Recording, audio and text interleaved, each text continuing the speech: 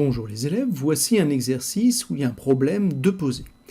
Donc je vous laisse réfléchir, rédiger proprement l'exercice, et puis une fois que vous aurez fait tout ça, vous pourrez venir regarder la correction.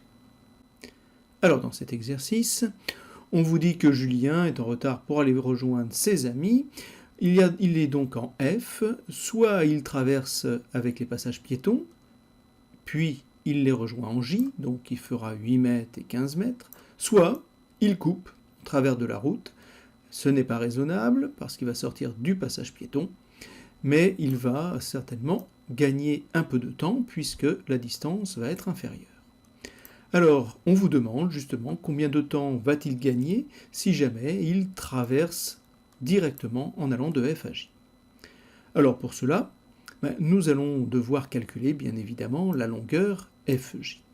Alors il n'y a pas de grande difficulté, mais pour calculer cette longueur, nous avons besoin d'un triangle rectangle. C'est le cas ici, puisqu'on vous l'avait précisé, le passage piéton est perpendiculaire au trottoir. Donc le triangle FKJ est rectangle en K.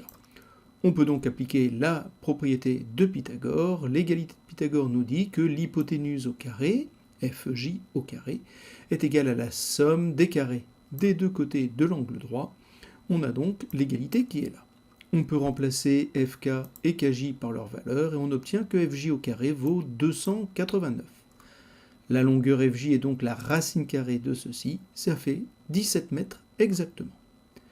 On peut donc dire qu'il va effectivement avoir un parcours beaucoup plus rapide puisqu'il n'a que 17 mètres à parcourir alors que s'il avait fait le détour, il avait 8 et 15 mètres, c'est-à-dire 23 mètres. Il économise donc 6 mètres à faire en moins.